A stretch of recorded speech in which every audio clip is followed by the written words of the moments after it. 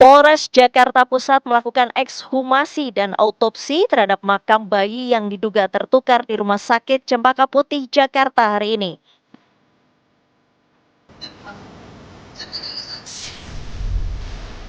Komisi 3 DPR RI mencecar Kapolres Metro Jakarta Timur, Kombes Nicholas Ari Lilipali terkait lambannya kepolisian menangani kasus penganiayaan karyawati toko roti yang viral di media sosial.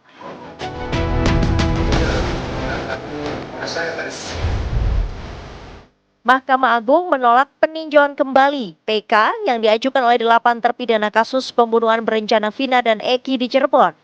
Lantas mengapa MA memutuskan bahwa fakta-fakta yang diajukan kuasa hukum tidak memenuhi syarat sebagai novum?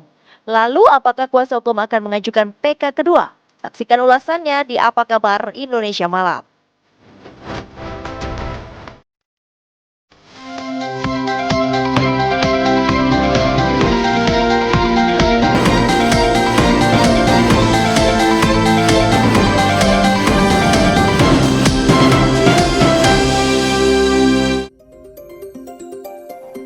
Halo, selamat malam pemirsa, apa kabar Anda? Program Apa Kabar Indonesia Malam kembali hadir menemani Anda dengan serangkaian informasi. Di antaranya yang menjadi headline kami adalah di mana Mahkamah Agung ini menolak peninjauan kembali dari para terpidana kasus pembunuhan Vina dan Eki di Cirebon.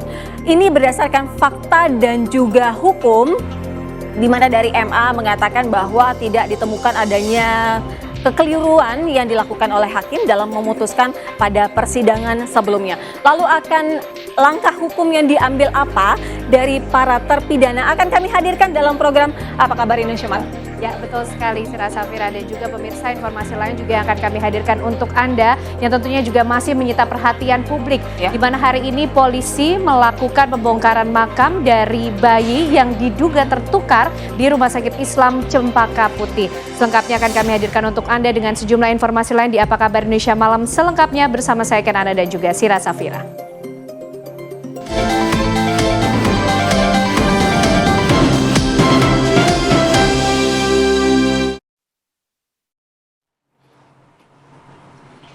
Kita mulai dari informasi yang pertama, pemirsa. 6 sumur tambang minyak ilegal di Musi, Banyuasin, Sumatera Selatan meledak dan terbakar hebat.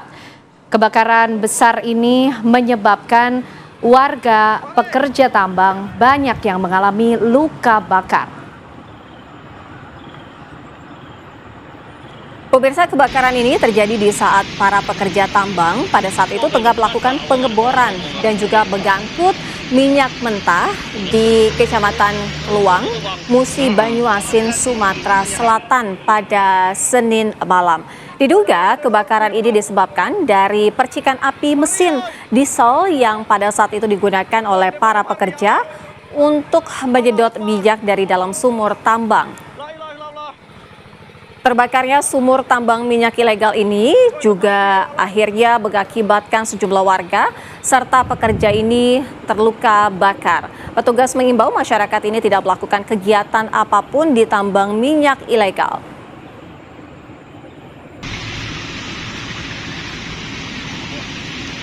Melakukan pemadaman itu kita sudah berkoordinasi dengan pihak-pihak terkait. Cuman permasalahannya karena yang terbakar ini adalah sumur yang dikelola oleh masyarakat, kemudian tentunya bahwa tanggung jawab utama itu ada kepada mereka. Kami pemerintah daerah juga berupaya untuk, tapi memang sampai dengan sekarang belum bisa dipadamkan karena memang di sana itu banyak minyaknya dan banyak.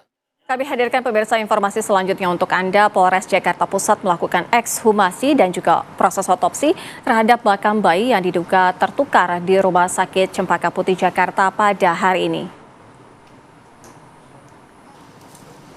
Pembongkaran makam jasad bayi yang diduga tertukar pada September lalu dilakukan di TPU Semper, Jakarta Utara dalam rangka penyidikan untuk memberikan kejelasan status orang tua bayi melalui tes DNA. Proses ekshumasi ini melibatkan sejumlah pihak, termasuk tim forensik dari Rumah Sakit Polri Kramat Jati dan juga pihak Rumah Sakit Islam Cempaka Putih.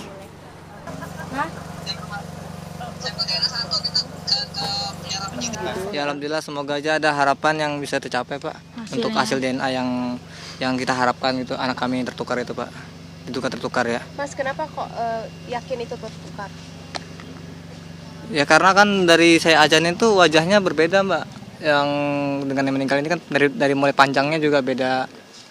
Kalau panjangnya, kalau dari wajahnya yang anak yang saya ajarin itu nggak ada tai lalatnya, kalau yang meninggal tuh ada gitu. Ya saya waktu itu sempat meminta foto waktu itu kan anak saya tuh setelah saya dipanggil untuk mengazanin, tapi tidak diberikan izin Mbak. Gitu. Terus saya waktu itu pas anak saya mau dibawa buru-buru ke NICU, saya langsung sempat dipoto sama video sebentar gitu. Anaknya dibedong semua. Ya anaknya dibedong dan jenis kelaminnya nggak dikasih lihat kayak gitu Pak. Nah ini semuanya kita akan kaji ya, sehingga nanti kita tunggu hasilnya mungkin sekitar 2 minggu ya. Dan setelah ini kita akan bawa juga orang tuanya ke Rumah Sakit Polri di Cipinang ya, untuk mengambil sampel dari orang tuanya untuk bisa dicocokkan dengan sampel dari anaknya. Pemirsa, pihak rumah sakit sepakat melakukan tes DNA agar duduk persoalan bayi tertukar dapat segera selesai. Tes DNA sendiri akan dilakukan pada esok hari. Dan untuk itu pihak Rumah Sakit Islam Jakarta Cempaka Putih ini melalui direktur utamanya Dr. Pradono Hanjoyo meminta semua pihak bersabar menunggu hasil tes DNA keluar dan tidak menimbulkan polemik. Kami mau mengucapkan terima kasih dan mengapresiasi karena pada siang tadi KPAI telah memfasilitasi kami untuk dapat menyampaikan klarifikasi mengenai masalah identifikasi bayi Nyonya F. Kami bersepakat bahwa masalah ini perlu segera diselesaikan melalui tes DNA. Tes DNA insya Allah akan dikerjakan esok hari. Sambil menunggu keluarnya hasil tes DNA, kami berharap semua pihak dapat bersabar dan menghindari spekulasi dan polemik untuk menghargai privasi keluarga pasien. Kami minta semua pihak dapat bersabar dan menunggu hasil tes DNA yang akan keluar dalam waktu dekat. Kita beralih ke informasi lain pemirsa. Lady Aurelia Pramesti bersama dengan Sri Meiliana didampingi pengacaranya berinisiatif mendatangi kantor dari kepolisian untuk memberi keterangan terkait dengan kasus yang membelitnya.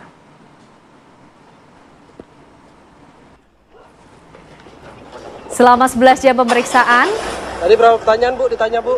Tak kurang dari 35 pertanyaan diajukan penyidik kepada mereka terkait dengan kasus pemukulan oleh sopir mereka ke koordinator Koas Lady.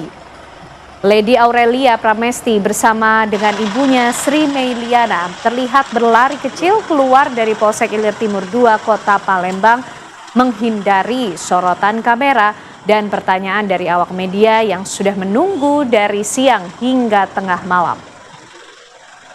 Kedua orang tersebut bergegas masuk ke dalam mobil Pajero Sport dengan nomor polisi BG2022BG untuk pulang ke rumah selepas diambil keterangannya oleh pihak kepolisian. Pemeriksaan ini sendiri dilakukan dari jam 1 siang hingga jam 12 malam. Di antara pertanyaan yang diajukan penyidik adalah bagaimana kronologi sampai ada sang sopir di dalam kafe bersama dengan ibunda Lady.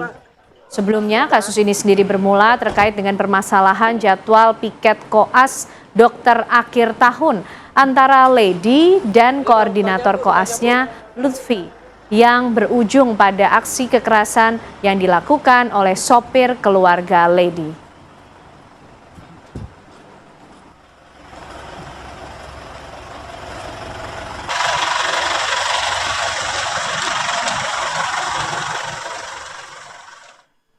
Terkait adanya keributan jadwal jaga akhir tahun, 2 dokter koas Universitas Sriwijaya diistirahatkan atau dihentikan sementara proses belajarnya oleh pihak kampus sampai dengan waktu yang belum ditentukan. Kita lihat dulu dari nanti kita akan ada data tambahan ya, nanti seperti apa nanti baru kita bisa tentukan. Pak, diistirahatkan itu apakah sama dengan dibekukan Pak? Tidak, beda status. Beda. Yang jelas aktivitas belajar dia kan kita hentikan dulu. Sampai batas waktu Pak, kapan? Bukan stop on, bukan apa itu. Sampai batas waktu kapan Pak? Belum bisa ditentukan Pak sekarang Pak. Artinya pembatasan waktu ini tidak tertulis Pak, hanya lisan aja? Iya, kita lihat situasinya.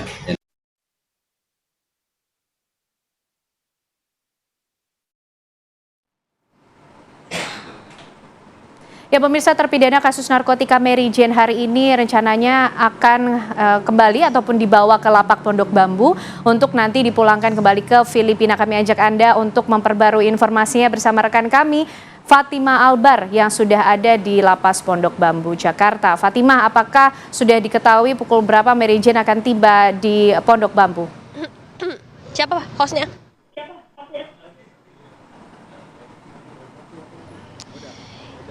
Ya pemirsa, seperti kita ketahui, terpidana mati Mary Jane penyelundupan narkoba hari ini akan dipindahkan ke Filipina, di mana negara asalnya, dan saat ini saya sudah berada di LPP Pondok Bambu, di mana tempat ia ditahan, dan di belakang saya merupakan LPP Pondok Bambu tempat Mary Jane ditahan. Dan memang seharusnya tepat pada pukul 18.00 waktu Indonesia bagian Barat, Mary Jane ini harusnya keluar dan dibawa dari LPP Pondok Bambu menuju ke Bandara Soekarno-Hatta untuk dilakukan penyerahan atau serah terima, di mana serah terima tersebut akan diwakilkan oleh Kementerian Hukum HAM, Imigrasi, dan akan diwakilkan oleh Duta Besar Filipina.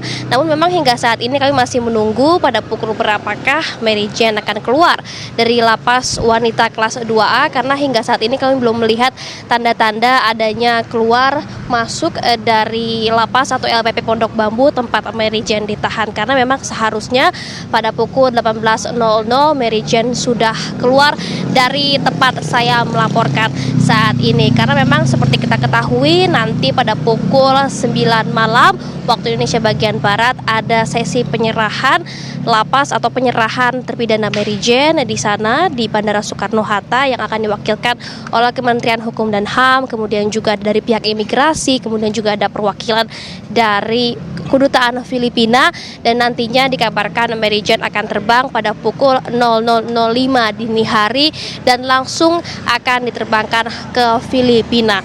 Dan seperti kita ketahui bahwa Mary Jane ini divonis hukuman mati pada tahun 2010 lalu, dan Mary Jane dapat dipulangkan atau dipindahkan ke Filipina ini atas dasar diskresi Presiden Prabowo Subianto. Dan memang seperti kita ketahui bahwa pemindahan narapidana hukuman mati ini belum ada undang-undangnya di Indonesia, namun ini atas diskresi dari Presiden Prabowo Subianto. Dan Menteri Koordinator Hukum HAM Permasyarakatan Yusril Iza Mahendra mengatakan bahwa meskipun memang belum ada undang-undangnya yang ada mengenai pemindahan narapidana mati dari seperti yang terjadi terhadap Mary Jane tersebut, diskresi yang dilakukan oleh Presiden Prabowo Subianto tersebut sah dalam hukum administrasi, sehingga proses pemindahan yang akan dilakukan pada Mary Jane hari ini dapat dilaksanakan dengan baik. Dan kita akan nantikan pada pukul berapakah Mary Jane akan keluar dari LPP Pondok Bambu, kemudian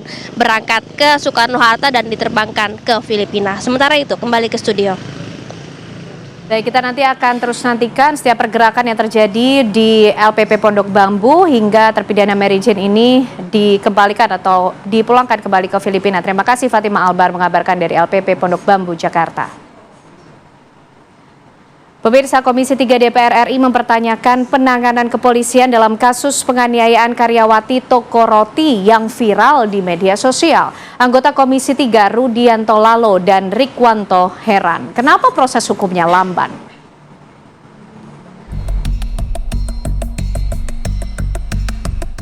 Komisi 3 DPR RI menghadirkan karyawati toko roti Dwi Ayu yang menjadi korban penganiayaan GSH. Selain korban, DPR juga meminta keterangan dari Kapolres Metro Jakarta Timur, Kombes Pol Nicholas Arililipali. Para anggota DPR kaget ketika korban menyebut bahwa GSH pernah mengaku dirinya kebal hukum di hadapan korban. Lain juga dari sebelum kejadian ini, dia juga pernah ngatain saya miskin, babu. Terus dia juga sempat ngomong, orang miskin kayak lu nggak bisa masukin gue ke penjara, gue nih kebal hukum. Dia sempat ngomong kayak gitu. Terus saya di situ mau resign, tapi ditahan sama adiknya si pelaku. akhirnya saya dan karyawan yang lain minta untuk bikin perjanjian kalau saya nggak mau nganterin makanan si pelaku lagi. Dari situ saya nolak. Pas saya nolak berkali-kali, dia ngelempar saya pakai patung, terus ngelempar saya pakai bangku, habis itu ngelempar saya pakai mesin edisi BCA. Habis itu saya ditarik sama ayahnya si pelaku. Sementara itu, anggota DPR Komisi 3 Rudianto lalu mempertanyakan penanganan polisi. Kenapa harus viral dulu, baru cepat ditindak? Perintah penangkapan kepada tersangka Sugama Halib ya, Jos itu nanti setelah viral di media, ataukah memang sebelumnya sudah ada perintah tangkap misalkan, begitu naik gelar sidik tersangka langsung ada upaya tangkap lalu tahan? Silakan Pak jawab Pak.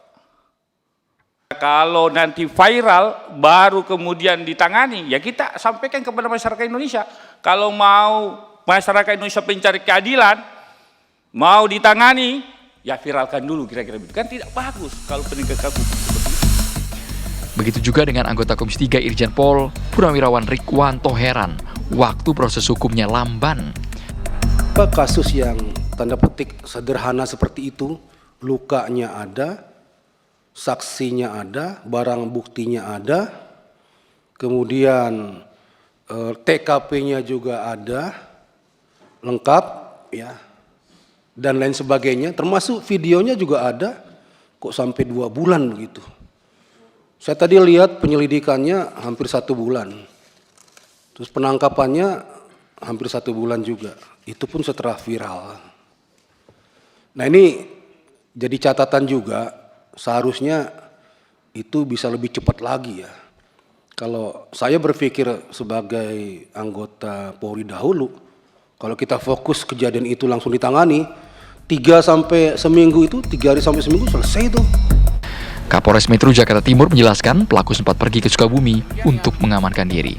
Yang bersangkutan dan orang tuanya karena merasa sudah terancam. Sudah kabur ke Sukabumi itu?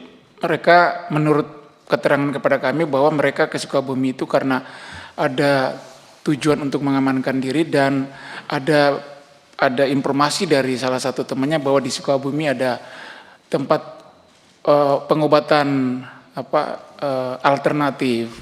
Jadi mereka ke Sukabumi dalam rangka itu. Akhirnya kami berkomunikasi dengan orang tuanya dan orang tuanya meminta perlindungan ke kami untuk menjemput dan kami selanjutnya melakukan tahap penangkapan. Berarti sudah viral dulu. Siap, sudah viral dulu baru ada upaya menghadirkan tersangka. Kira-kira begitu Pak Kapolres.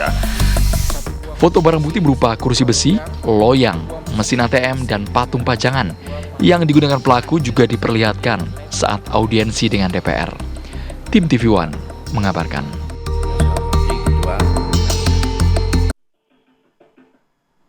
Ya, pemirsa, Mahkamah Agung menolak peninjauan kembali atau PK yang diajukan oleh 7 terpidana dan 1 mantan terpidana kasus pembunuhan berencana Vina dan Eki di Cirebon. Lantas mengapa MA memutuskan bahwa fakta-fakta yang diajukan kuasa hukum tidak memenuhi syarat sebagai novum? Lalu apakah kuasa hukum akan mengajukan PK kedua? Kami akan hadirkan perbincangannya untuk Anda pemirsa usai jeda bersama dengan Sira Safira.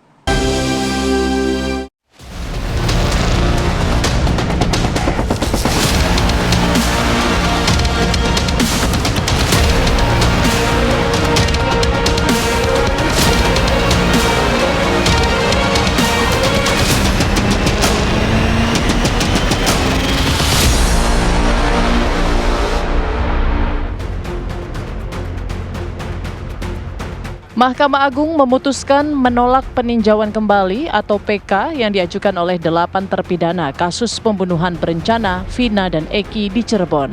Juru bicara Mahkamah Agung Yanto menyampaikan bahwa alasan utama penolakan PK adalah tidak adanya kekhilafan dalam putusan tingkat sebelumnya dan tidak ditemukannya bukti baru yang memenuhi syarat sesuai KUHP. Kasus yang terjadi pada tahun 2016 silam tersebut menggemparkan publik usai dikabarkan ada 3 pelaku yang belum tertangkap. Permohonan PK diajukan para terpidana dengan harapan dapat memperbarui putusan hukum. Dalam pertimbangannya, MA menilai bahwa tidak ada kekeliruan dalam proses pengadilan sebelumnya yang dapat dijadikan dasar untuk mengabulkan PK. Dengan ditolaknya PK, maka para terpidana akan tetap menjalani putusan sebelumnya, yakni hukuman seumur hidup.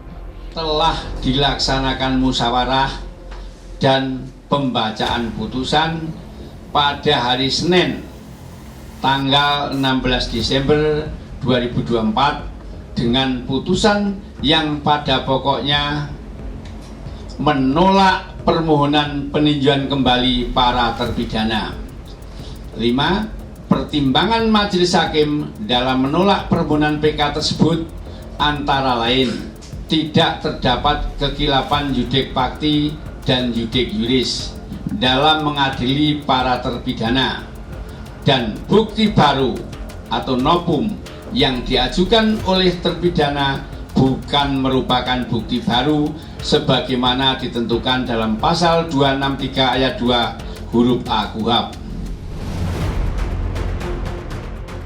Kuasa hukum para terpidana, Jutek Bongso, menyampaikan bahwa pihaknya telah menghadirkan sejumlah fakta baru seperti ekstraksi percakapan dari ponsel salah satu pihak terkait, kesaksian yang menyebut kejadian itu adalah kecelakaan, serta pencabutan kesaksian palsu oleh saksi kunci DD. Lantas, mengapa MA memutuskan bahwa fakta-fakta tersebut tidak memenuhi syarat sebagai novum? Lalu apa upaya hukum lain yang akan dilakukan kuasa hukum para terpidana? Dan apakah kuasa hukum akan mengajukan PK kedua?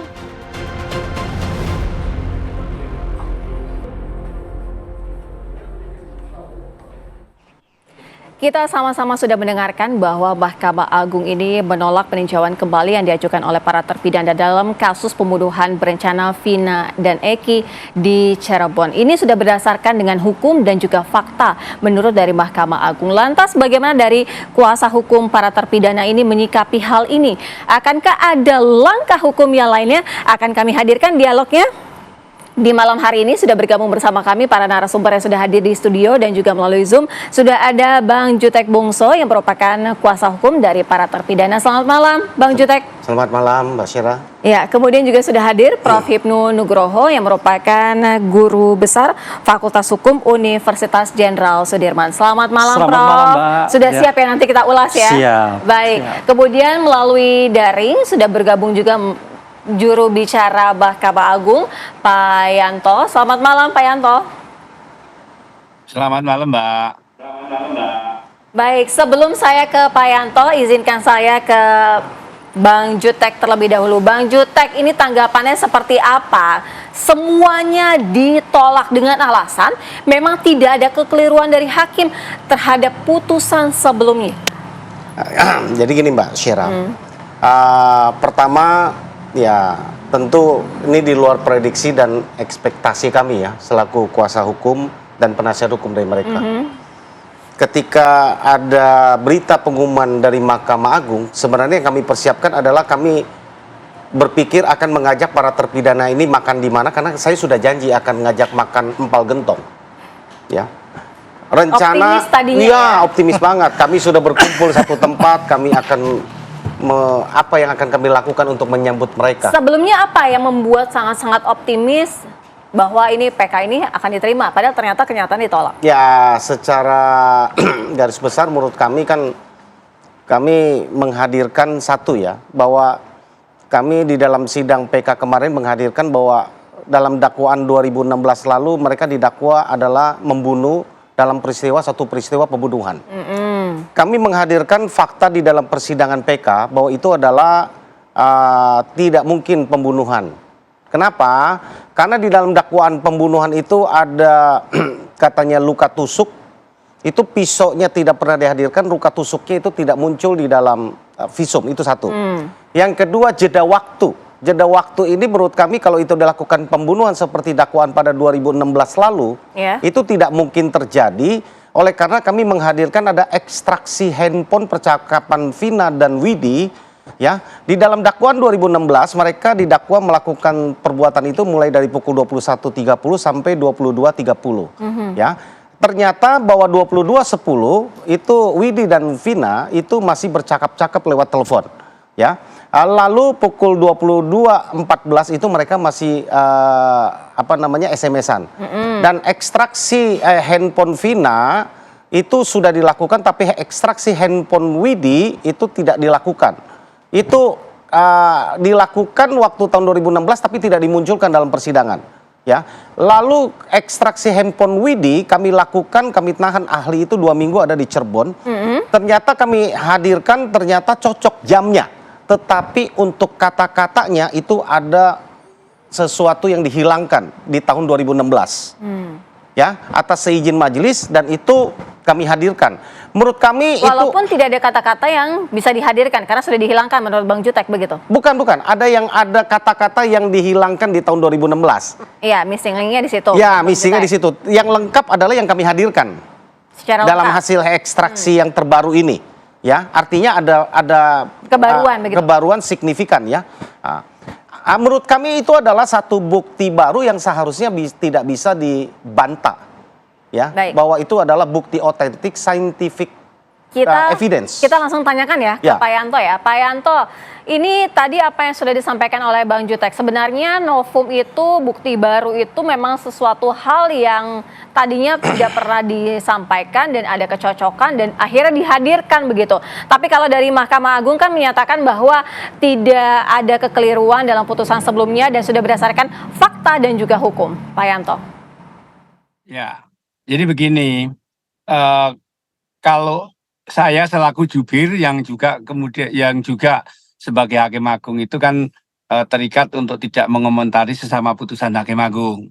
Selaku jubir hanya menyampaikan isi putusan kepada publik, di mana dalam putusan PK tersebut yang sudah dijatuhkan oleh majelis hakim yang saya bacakan kemarin, itu amarnya intinya menolak permohonan peninjauan kembali para terpidana, ya, seperti yang saya sampaikan kemarin.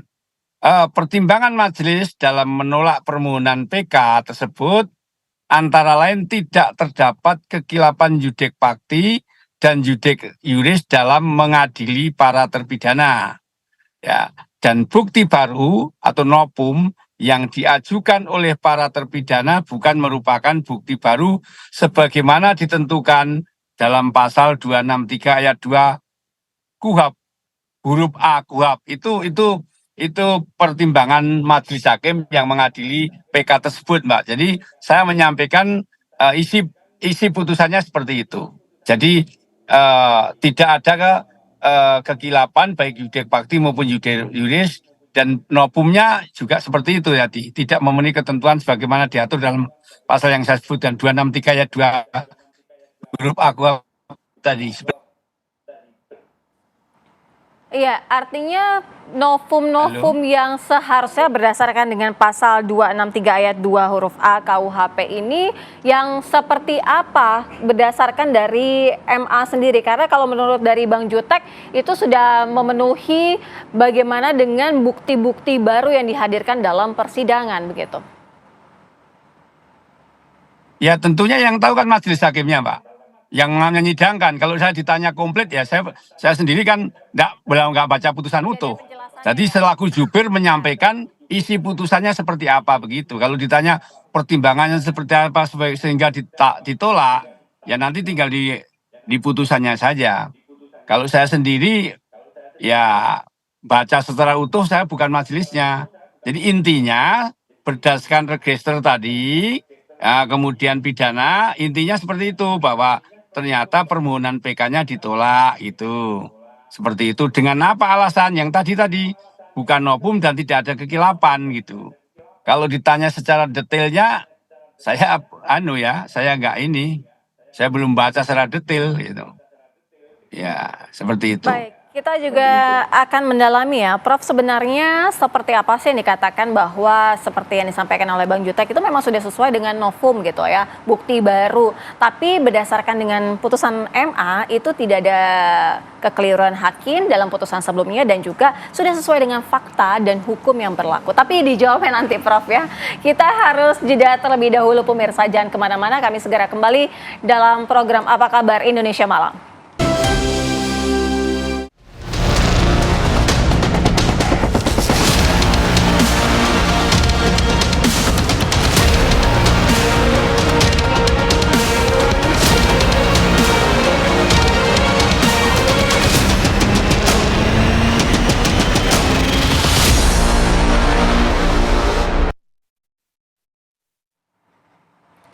Pemirsa, sebelum kita lanjutkan dialog kami malam hari ini, terlebih dahulu kami akan mengajak Anda bagaimana untuk merimain ulang bagaimana peristiwa pembunuhan berencana terhadap Vina dan Eki di tahun 2016 silam. Berikut ini informasi yang kami hadirkan kepada Anda untuk kembali kami merecall ingatan Anda mengenai peristiwa di mana pembunuhan sadis Vina pada 27 Agustus 2016, yaitu ada korbannya Vina dan juga kekasihnya Rizky yang saat itu melewati kawasan Kali Tanjung. Kemudian pada saat itu ketika mereka sudah melintas ada 11 pelaku bersenjata bambu menghantam korban hingga terjatuh.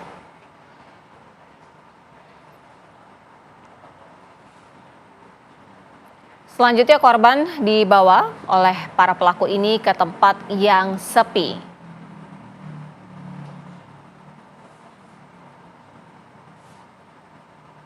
Para pelaku kemudian menganiaya Rizky dan memperkosa Vina hingga tewas. Ini merupakan kronologi pembunuhan sadis Vina dan juga Eki. Kemudian pada tanggal 28 Agustus 2016, jasad kedua korban yang ditemukan di Jalan Layang, Desa Kepongpongan. Ini merupakan kronologi yang disampaikan oleh pihak kepolisian berdasarkan dengan proses penyelidikan dan juga penyidikan. Kita langsung saja lanjutkan dialog sebelum saya akan membahas mengenai apa yang tadi sempat disebutkan ya, barang bukti tidak ada kebaruan kalau menurut dari Mahkamah Agung begitu ya, itu sudah sesuai dengan apa yang disampaikan dalam pasal 263 nomor 2 ayat huruf B ya, huruf A, kemudian dalam KUHP. Tapi kalau misalnya dari Prof Hipnu, kalau kita belum berbicara mengenai bukti baru yang berbeda persepsi ya sebenarnya ya. Tapi begini, biasanya memang PK itu banyak yang berhasil atau tidak? Ya, gini Mbak. Jadi kalau kita lihat sejarah PK, PK itu koreksi terhadap putusan yang final. Yang final. Artinya tadi saya katakan yudek faksi, yudek juris sudah memeriksa semua. Sehingga kalau kita lihat tingkat keberhasilan, kita lihat data di Mahkamah Agung, itu semakin menurun. Yang tadinya itu 15%, kemudian 14%, tahun 2003 itu hanya 11,8%. Artinya tingkat keberhasilan permohonan PK untuk dikabulkan, itu semakin kecil. Lah saya pikir mudah-mudahan kliennya Pak Jutek ini berhasil, termasuk yang 11,8% tadi. Dari 100%, gitu loh Mbak. Ini artinya apa? Ya mungkin profesionalisme penegak hukum sudah cukup. Antara penyidik dan penegak hukum. Sehingga tingkat kekeliruannya sedikit.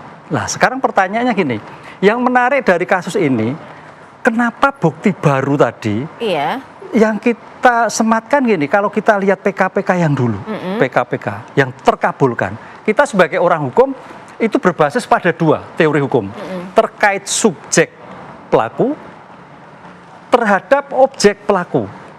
Subjek itu menghendaki, subjek hukum, pertanggungjawaban terhadap aktus itu peristiwa hukumnya. Dari kasus yang ada, Senkon Karta, Lingah Pacah, kemudian kasus-kasus korupsi yang kemarin dikabulkan, itu substansi perkaranya tidak berubah. Substansi perkaranya artinya penyidik, penuntut umum, jaksa juga betul. Yang berbeda cuman dikabulkan adalah keliru orangnya. Kesesatan ternyata bukan Senkon Karta, ternyata bukan Lingah Pacah. Kasus korupsi juga demikian. Korupsi betul ternyata pengurangan suatu hukuman. Lah, objeknya tetap, lah kliennya Pak Jutek ini suatu luar biasa. Berusaha bagaimana yang tadinya kasus pembunuhan menjadi lalu lintas. Ini yang menarik. Tapi teori itu betul, ke ilmu kriminalistik. Pertanyaannya, mampukah dari lalu lintas menjadi pembunuhan? Pembuktiannya akan seperti apa? Agak Karena sulit. itu kan dua kasus yang berbeda. Begitu kan, Prof? Ini yang saya kira mungkin perlu perhatian dari Pak Jutek ini, dari pengalaman kasus-kasus yang saya pelajari, objek hukumnya nggak berubah semua. Kalau kita berbicara mengenai apa yang disampaikan tadi ya oleh juru bicara Mahkamah Agung mengenai dari pasal 263 ayat 2 huruf A dalam KUHP, itu artinya ada perbedaan dong. Barang bukti yang disampaikan dari Bang Jutek menyatakan itu kebaruannya di situ. Tapi kalau dari MA menilai tidak ada kebaruan, kemudian juga tidak ada kekeliruan dari hakim. Ya, memang dari 3 alasan, antara keliruan, kemudian kekhilafan, hampir 80% terhadap PK yang dikabulkan adalah bukti baru. Bukti yang diketemukan pada saat itu sidang tidak dilakukan sebagai bahan suatu pemeriksaan setelah peristiwa itu tadi. Saya pikir ya memang dari sekian puluh bukti yang jadi Pak Jutek itu menurut saya memang yang ekstrak tadi. Karena ekstrak tadi itu suatu penilaian dengan forensik. Nggak tahu dong forensik. Itu ahli forensik. Yang ketika itu akan menilai perbuatan 8 tahun yang lalu. Ini mungkin saya kira nanti Pak Jutek bisa mempelajari apa alasan bahwa bukti baru yang disampaikan oleh Pak Jutek bukan merupakan bukti baru. Tafsirnya apa? Reasoningnya apa?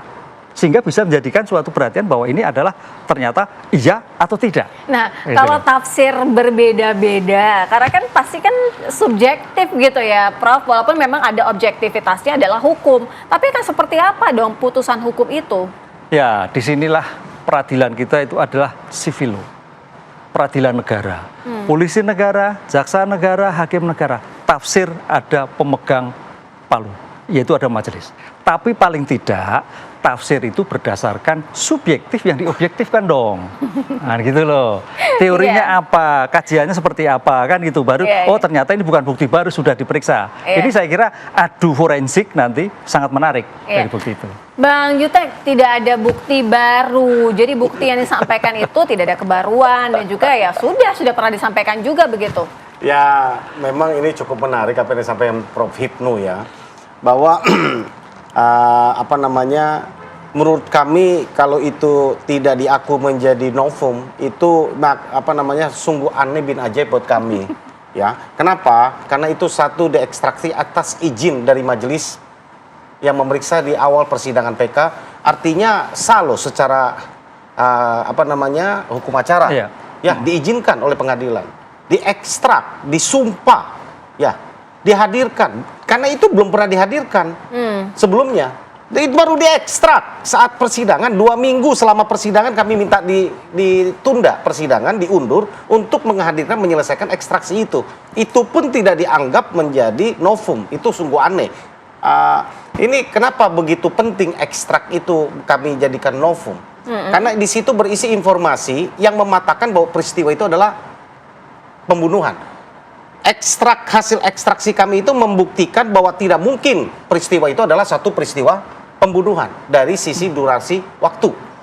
Durasi waktu yang dituduhkan peristiwa itu terjadi adalah 21.30. Yang 22.30 jenazahnya ditemukan. Dan 22.14 itu mereka masih komunikasi. Jarak 16 menit sisa dan 22.30 itu sudah datang TKP, ada polisi dan banyak masyarakat hadir di situ.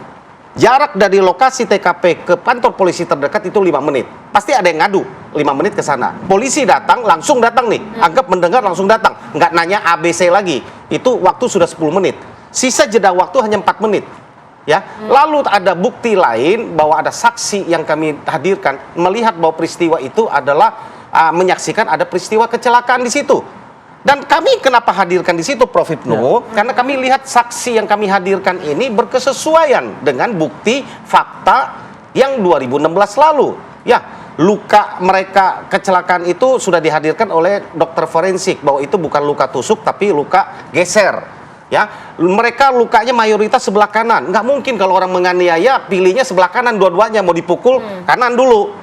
Itu yang kami hadirkan, logika-logika itu gitu kan. Jadi motornya pun rusak sebelah kanan. Kemudian durasi waktu tidak mendukung adanya pembunuhan, tidak mungkin memindahkan TKP kejar-kejaran lalu kembali ke tanah kosong dan sebagainya. Kemudian tidak ada saksi yang melihat. Saksi yang melihat itu Aib dan Dede. Dede sudah mencabut mengatakan itu bohong. Liga Akbar yang melihat mengatakan juga itu bohong. Warga sekitar di situ sudah kita hadirkan, tidak ada yang melihat, barang bukti nggak ada. Kita hadirkan bahwa ternyata bambunya baru dipotong saat penangkapan. Banyak begitu. Kami mau hadirkan bahwa itu bukan Baik. mereka pelakunya. Kita tanyakan ke Pak Yanto. Pak Yanto, tadi apa yang sudah disampaikan keresahan dari Bang Jutek bahwa itu bukti-bukti yang dihadirkan memang sudah seperti itu. Ada ekstraksi, kemudian juga sudah disampaikan bahwa ada fakta-fakta yang mengemuka yang tadi sebelumnya belum bisa disampaikan dalam persidangan. Nah, bagaimana tanggapannya, Pak Yanto? Ya, tanggapan kan udah diputus majelis seperti itu ya. Jadi kalau saya ditanya tanggapan, saya bukan hakimnya. Yang lebih tahu itu hakimnya. Saya selaku jubir hanya menyampaikan isi putusan yang telah diputus oleh majelis gitu. Lah yang menilai itu nopum atau bukan kan majelisnya. Yang menilai itu ada kekilapan atau tidak kan majelis yang mengadili perkara tersebut.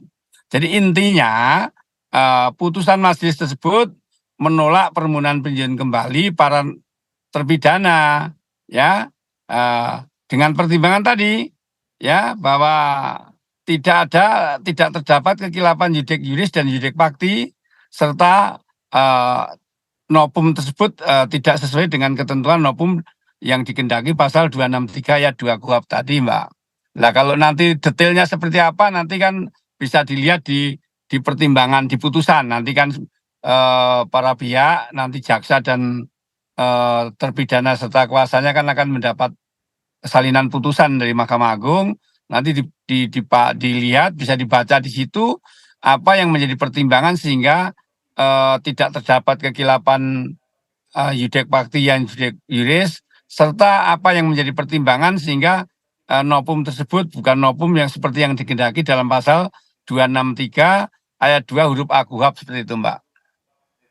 Ya, Pak Yanto, kita sama-sama tahu bahwa itu memang keputusan dari hakim, kemudian penilaian dari hakim. Tapi paling tidak begini Pak Yanto, apa yang Bapak dengar pada saat ini keresahan dari Bang Jutek? Nah, kalau menurut dari Pak Yanto sendiri, pengalaman Pak Yanto sendiri, itu seperti apa? Apakah memang kategori seperti itu memang sudah tidak sesuai dengan dikatakan itu bukti baru?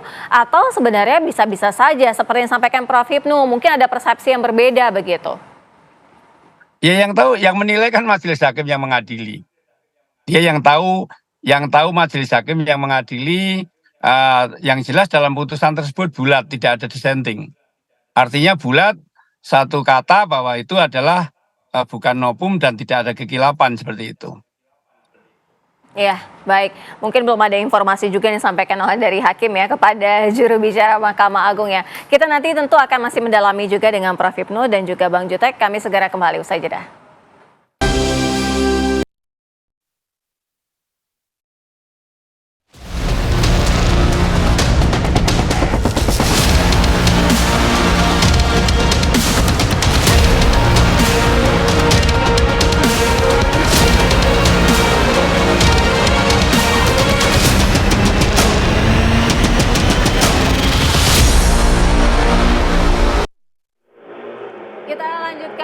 Pertanyaan selanjutnya adalah apakah langkah hukum yang akan diambil oleh para narapidana ini, Bang Jutek, langkah hukum apa selanjutnya? Apakah akan tetap kembali mengajukan PK atau akan ada langkah hukum lain yang akan ditempuh?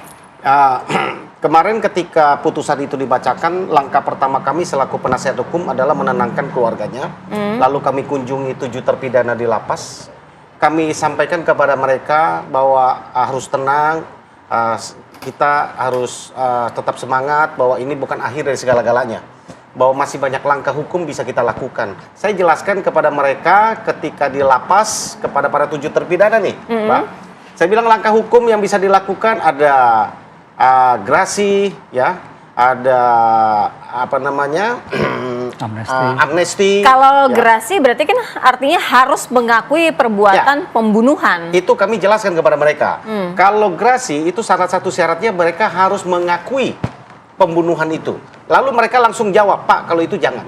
kami tidak mau. Lebih bagus kami mati dan busuk di lapas daripada kami harus mengakui itu. Jadi garasi 2 kali kami tanyakan itu dan disaksikan oleh orang, mereka nggak mau. Ya, artinya mereka tidak mau mengakui bahwa itu mereka tidak pernah lakukan.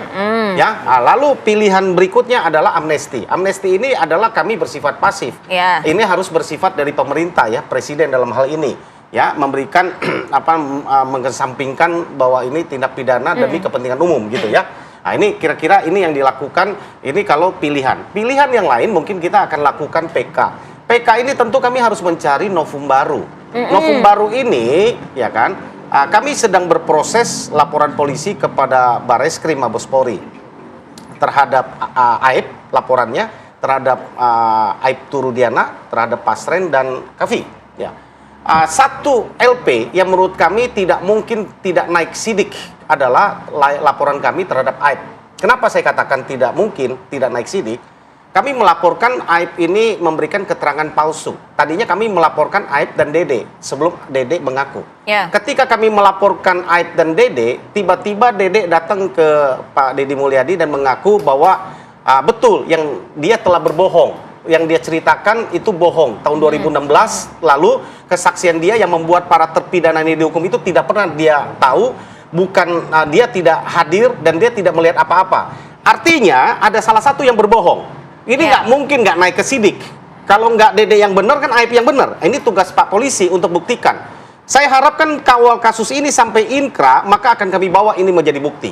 Siapa yang benar? Berarti kan ada ketidakbenaran. Tadinya mereka kompak mengatakan ini melihat secara kasat mata mereka ini klien kami ini 8 orang ini adalah pelakunya, 3 DPO yang nggak tahu limbahnya di mana. Ya, ternyata Dede mengatakan ini bohong. Ketika ini mengatakan bohong, berarti ada salah satu yang berbohong. Siapapun yang berbohong ini akan menjadi novum buat kami. Dan itu yang akan diajukan dalam PK. Iya. Apalagi terhadap kasus Pak Rudian oknum ya, saya nggak sebut nama ya. Kami laporkan kan gitu ya.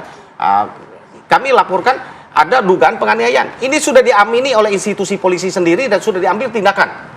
Ya, oleh sidang etik 2016 lalu. Lalu lembaga Komnas HAM sudah mengamini bahwa ini ada terjadi ya dugaan penganiayaan itu. Begitupun LPSK. Ada press release-nya mengatakan demikian. Ya. Lalu menurut saya apakah dengan hanya kode etik pidananya berhenti? Ini kami tuntut pidananya, pertanggungjawabannya. Apalagi menurut para klien kami anak-anak yang korban bahwa penganiayaan itu bukan hanya itu yang dihukum kode etik kemarin, ada yang lain yang kami laporkan. Pak Polisi silakan dong. Ya kan, 2 itu aja silakan. Gitu kan kami akan kawal. Kemarin alasannya takut mempengaruhi hasil PK. PK sudah selesai, kami akan kawal ini. Ya, menurut saya ini tidak boleh berhenti karena itu jalan satu-satunya buat kami ke sana. Tidak akan berhenti ya. Kita tanyakan kepada Pak Yanto. Pak Yanto, kalau misal dari kuasa hukum para terpidana ini akan melakukan langkah hukum selanjutnya, PK akan dalam waktu terdekat lah. Tapi paling tidak apa saja syaratnya untuk pengajuan PK kembali? Kemudian mungkin ada durasinya, ada syarat-syarat tertentu Pak Yanto atau tidak ada? Iya, pada dasarnya kan PK sekali. Namun demikian PK 2 kali dibolehkan sepanjang kan ada itu di Perma itu ada itu ya. Bisa PK 2 kali sepanjang ada pertentangan antara putusan satu dengan yang lain itu. Itu ada di Perma, nanti bisa dibaca itu persyaratan. Tentunya penasihat hukum sudah paham di isi Perma itu sebenarnya. Baik, kalau dari Prof. Hipnu, sejauh ini langkah hukum yang tadi sampaikan Bang Jutek, PK, kemudian juga akan ada amnesti. Kalau Prof. Hipnu melihatnya akan seperti apa nih dengan pengajuan langkah hukum selanjutnya yang diajukan para narapidana? Ya, langkah hukumnya kita merubah substansi, Mbak.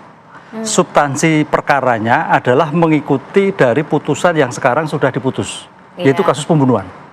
Nah, dari kasus pembunuhan tadi, karena ini PK itu tanpa batas waktu, mohon Pak Jutek agak sedikit sabar. Cari bukti yang betul-betul akurat. Betul-betul akurat. Karena memang, putusan Mahkamah MK itu memang dibolehkan 1 kali. Tapi di Perma itu cukup 1 kali. Memang perdebatan seperti itu. Tapi dalam praktek juga, ada putusan MK itu sampai 4 kali dikabulkan. Nah ini saya kira masih banyak cara lah. karena tujuannya baik. Ya. Yang pertama yang kedua. Yang kedua, dengan bukti-bukti baru, dengan konsep, dengan pembunuhan, maka bukti baru itu paling tidak dengan kasus yang ada itu tidak merubah dari perbuatan hukumnya. Perbuatan hukumnya pembunuhan, tapi siapa pelakunya? Goalnya itu di sana. Goalnya ini 7 orang ini apakah dia sebagai pelaku pembunuhan ataukah salah satu? Saya kalau berpikir ya mudah-mudahan 7. Tapi dari konteks suatu perbuatan paling tidak itu ada 1 atau 2. Atau kemarin Pak Jutek, saya bayangkan Saka Tata.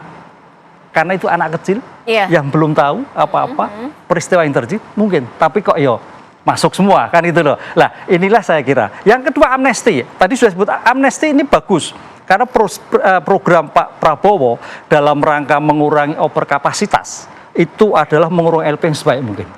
Lah pertanyaannya apakah ini bisa? Bisa, karena ini adalah masih anak-anak. Seumur hidup di LP apa yang diinginkan? Kan masih bisa berkarya untuk bangsa dan negara. Itu saya kira potensi amnestinya ke sana. Sehingga betul-betul bisa lepas dari suatu perbuatan pidana. Baik, kalau untuk PK sendiri kan harus ada novum baru. Artinya apa yang tadi disampaikan Bang Jutek bisa dijadikan satu novum ataupun bukti baru? Iya, bukti baru. Bisa? Bisa. Walaupun nanti perdebatan tadi Pak Yanto tadi, versi bukti baru Pak Jutek dan versi hakim berbeda. Berbeda lagi. Tapi paling tidak makanya coba tolong betul-betul bukti baru, bukan saksi.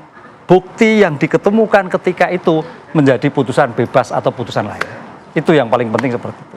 Ya, kita sebelum nanti pamungkasnya di Bang Jutek ya, kita akan hadirkan informasi untuk Anda di mana ini mengenai lika-liku juga ya dalam kasus peristiwa pembunuhan berencana terhadap Vina dan Eki.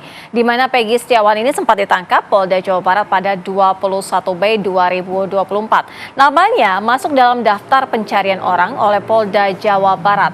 Di tengah proses penyidikan, Peggy pun melalui tim pengacaranya mengajukan untuk pra-peradilan ke Pengadilan Negeri Bandung pada 11 Juni 2024. Setelah mendekam di balik jeruji besi selama hampir 3 bulan, Peggy akhirnya dapat menghirup udara bebas setelah Hakim Tunggal PN Bandung, Eman Sulaiman, memutuskan membebaskan Peggy dari status tersangka dalam kasus kematian Vina dan Eki. Kemudian ini ada nama Saka Tatal, di mana Saka divonis 8 tahun 3 bulan karena disebut-sebut ikut melempar batu dan juga mengejar Vina dan Eki. Saka juga disebut memukul Eki 1 kali. Namun saat bersuara di publik, Saka menyebutkan dirinya tidak bersalah karena tidak ikut dalam peristiwa kekerasan yang berujung maut itu. Saka dan tim kuasa hukumnya mengajukan sidang PK untuk membersihkan namanya dengan mengajukan 10 bukti baru kepada Majelis Hakim PN Cirebon. Selanjutnya kami hadirkan juga masih mengenai lika-liku kasus kematian Vina Cirebon di mana ada 6 terpidana lainnya yang juga mengajukan PK di Pengadilan Negeri Cirebon. Mereka divonis hukuman seumur hidup dengan mengajukan upaya hukum peninjauan kembali atau PK. PK atas nama 6 terpidana kasus Vina itu diajukan ke Pengadilan Negeri Cirebon oleh tim kuasa hukum mereka dari Peradi.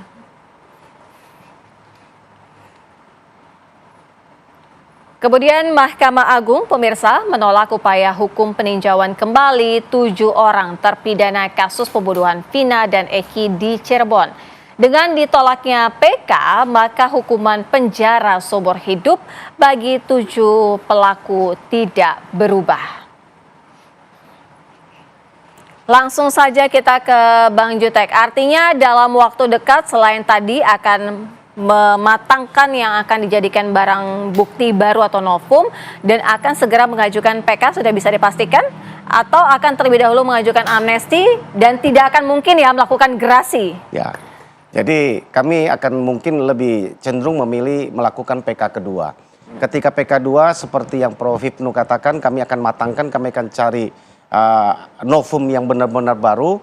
Dan tentunya kami berharap dan menunggu momen yang tepat ada hakim seperti Pak Eman di Bandung yang sama gitu ya, ada di Mahkamah Agung gitu, kira-kira yang berempati, mempunyai rasa kemanusiaan yang tinggi ya, yang dapat melihat secara objektif, yang merasakan bukan hanya secara formil, tapi merasakan hukum yang berkembang dan bertumbuh di masyarakat, ya, karena itu hukum tertinggi, ya, karena filosofi hukum kita mengatakan kalau sesuatu belum diatur oleh hukum, maka hakim pun wajib mengukurnya dari hukum yang berkembang di tengah-tengah masyarakat sosial, dan itu harus menjadi salah satu pertimbangan. Iya. Ya, jadi Mbak, kami mau sampaikan bahwa kami akan terus berjuang. Ya, terkait PK ini ada pihak-pihak yang mengklaim bahwa mereka ini berjasa menggagalkan PK ini menjadi ditolak. Saya mau katakan bahwa pengajuan PK ini bersifat pengajuan permohonan sepihak kami kepada Mahkamah Agung.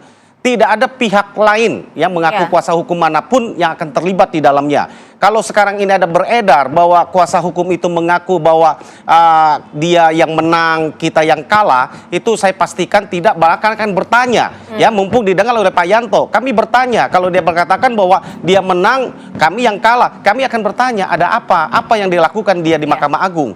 Ya kan? Karena setahu kami memohon selaku kuasa hukum daripada terpidana, penasihat hukum, dan pihak lain itu tidak melakukan apa-apa. Kalau dia melakukan amicus curiae, itu adalah siapapun boleh melakukan, tapi bukan jasa. Jadi jangan mengklaim bahwa ini adalah siapa menang, siapa kalah, apalagi membawa nama organisasi yang menangani dan sebagainya. Menurut saya hati-hati, ya, karena di dalam hal ini sekali lagi saya katakan, kami bersifat memohon, dan ketika permohonan kami itu tidak dikabulkan, itu adalah pertimbangan hakim semata, tidak campur tangan dari pihak manapun. Baik. Gitu. Baik, Bang Jutek tadi sempat bilang ya kalau keluarga dari para terpidana ini tidak setuju ketika Bang Jutek mengajukan untuk gerasi. Nah, artinya tidak akan dilakukan itu sama sekali, walaupun Bang Jutek sebenarnya juga menawarkan hal itu ya. Sampai saat ini belum, karena pintu untuk kalau upaya belum, hukum berarti yang bisa lain. dilakukan dong. Ya, artinya sampai saat ini keputusannya kan tidak. Artinya ya, saya katakan tidak, kan mereka mengatakan tidak mau Karena mengakui. tidak mau mengakui. Ya, tapi kami kan masih, ya tadi. Tapi dulu pernah nggak sih, Bang? Dulu mereka pernah melakukan itu oleh karena ketidaktahuan, ketidakpahaman mereka lakukan itu. Setelah mereka paham, mereka menyesal, kan gitu kan, mereka sampaikan, dan saat ini mereka nggak mau. Baik, baik. Gitu. Terima kasih Bang Jutek, Prof. Hipnu, terima kasih Pak Yanto, juga terima kasih. Demikian sudah dialog kami, perbincangan. Kita sama-sama akan menunggu ya langkah hukum yang akan diambil oleh para terpidana. Pemirsa, usai jeda kami juga akan menghadirkan sejumlah informasi penting untuk Anda di Apa Kabar Indonesia Malam bersama dengan Ken Ana. Ken? Ya, Sira dan juga pemirsa, tentu saja usai jeda Apa Kabar Indonesia Malam masih akan menemani Anda. Kami akan hadirkan informasi dari pihak kepolisian yang berhasil membongkar pabrik percetakan uang palsu yang diduga dilakukan di dalam kampus ternama di Sulawesi Selatan dan disinyalir melibatkan oknum dosen dan juga staf kampus. Lengkapnya usai jeda.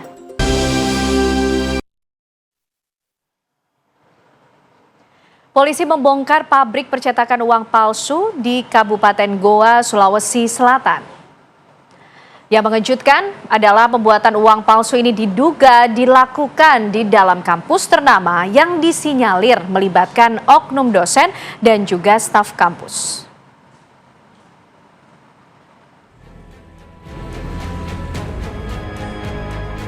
Polres Goa, Sulawesi Selatan membongkar pabrik uang palsu yang berlokasi di dalam kampus 2 Universitas Islam Negeri Alauddin Makassar yang berlokasi di Samata, Kelurahan Romang Polong, Kecamatan Sombaupu, Kabupaten Goa, Sulawesi Selatan.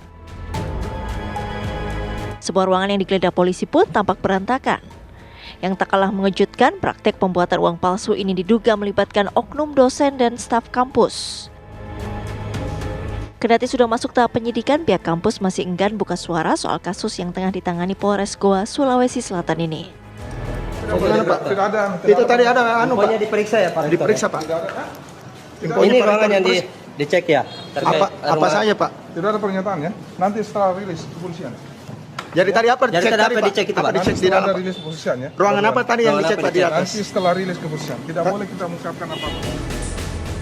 Pengungkapan pabrik uang palsu berawal dari temuan uang palsu senilai Rp500.000 di wilayah Kecamatan Palangga yang telah diidentifikasi. Dari temuan inilah polisi mengembangkan dan berhasil mengungkap peredaran dan lokasi produksi uang palsu. Sedikitnya ada 100 jenis barang bukti yang telah disita oleh penyidik Polres Goa dan 15 orang telah ditetapkan sebagai tersangka.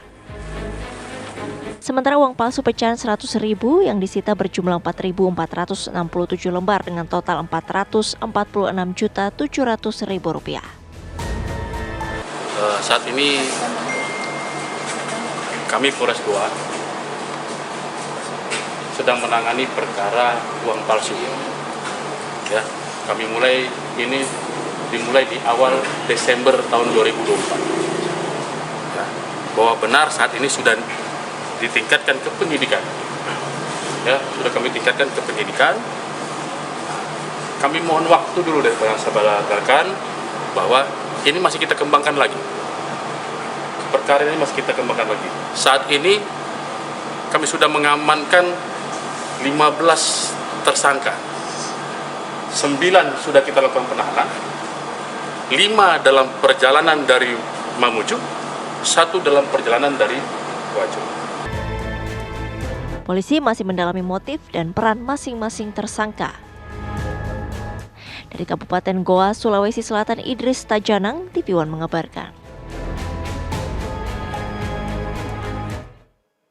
Presiden Prabowo Subianto berangkat ke Kairo, Mesir untuk menghadiri KTT D8. Selain membahas situasi geopolitik global, KTT tersebut juga membahas kerjasama antar UMKM di negara D8.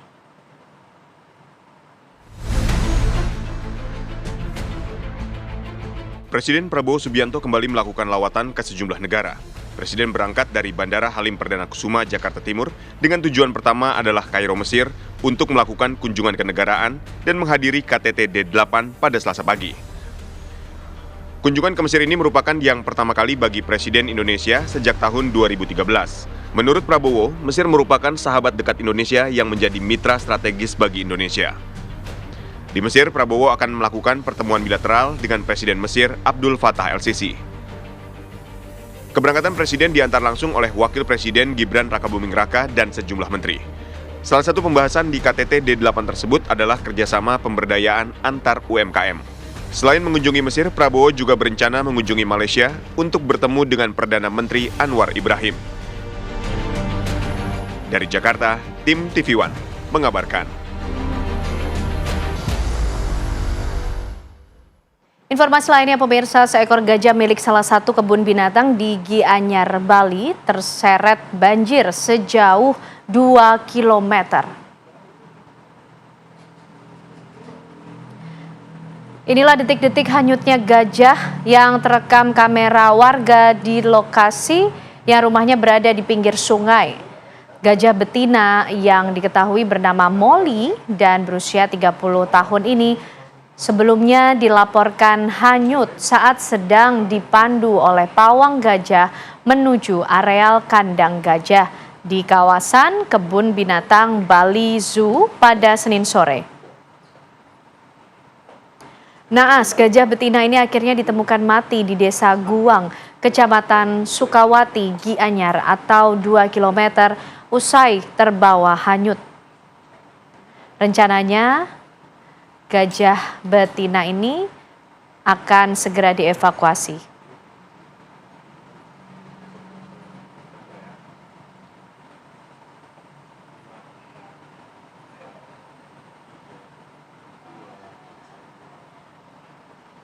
Informasi tersebut pemirsa sekaligus mengakhiri kebersamaan kita di Apa Kabar Indonesia malam hari ini, Sira. Baik, dan Anda jangan lupa nanti pukul 20.00 Anda jangan lewatkan menyaksikan program Catatan Demokrasi bersama dengan Andromeda dan Maria. Mewakili kru yang bertugas, saya Sira Safira. Dan saya Kenana serta teman-teman pamit undur diri. Terima kasih, selamat malam, sampai jumpa.